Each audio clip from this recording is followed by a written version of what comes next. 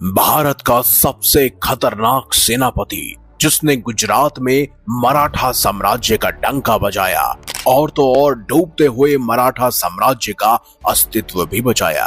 इस महान योद्धा और सेनापति ने आखिर कैसे मुगल साम्राज्य के सबसे कट्टर और बेरहम बादशाह औरंगजेब और उसकी सेना को धूल चटाई।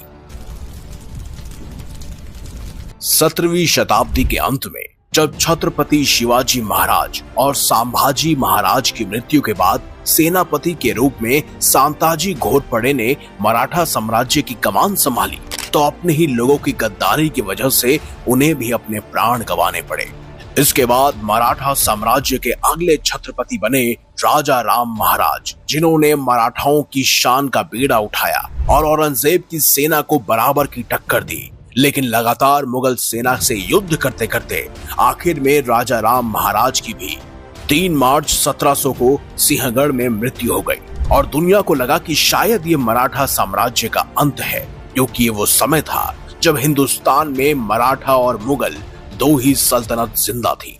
राजा राम महाराज के बाद मुगल सम्राट औरंगजेब ने सोचा कि अब मराठा साम्राज्य को खत्म करना आसान है, क्योंकि केवल मराठा ही थे जिसकी वजह से औरंगजेब पूरे हिंदुस्तान पर अपना कब्जा जमाने में नाकामयाब हुआ था।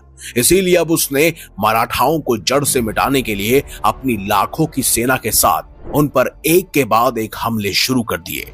इन हमलों की वजह से मराठा साम्राज्य कुछ क्षेत्रों तक सिमट कर रह गया, लेकिन तभी मराठा साम्राज्य की कमान संभाली राजा राम की पत्नी और सेनापति हमीर राव मोहिते की बेटी महारानी ताराबाई ने, जो बचपन से ही रणनीति और युद्ध नीति में माहिर थी। या ये कहा जाए कि उन्हें ये सब कुछ विरासत में मिला था और ऐसी मुश्किल घड़ी में उन्होंने हार बिल्कुल नहीं मानी। रानी ताराबाई ने मराठाओं की बची कुची ताकत को एकजुट किया, जैसे उदादी चौहान, कान्होजी आंगे और बालाजी विश्वनाथ जैसे वीर सरदारों को उन्होंने इकट्ठा किया, एकजुट किया। रानी ताराबाई के नेतृत्व में मराठा साम्राज्य अपनी कामयाबी के शिखर पर पहुंच गया। उन्होंने न केवल मुगलों का नाम और निशान मिटाया, बल्कि सिंहगढ़, राजगढ़, पन्हाला और बसंतगढ़ जैसे किलों को वापस भी जीत लिया और दोबारा से मराठा साम्राज्य की नींव कायम कर दी। लेकिन सांताजी घोरपड़े जैसे महान सेनापति की मृत्यु के बाद मराठा साम्राज्य को एक ऐसे योद्धा की जरूरत थी जो मुगलों को सबक सिखा सके और मुगल सल्तनत में घुसकर उनका डंका बजाकर मराठाओं की खोई हुई आन बान और शान को वापस ला सके।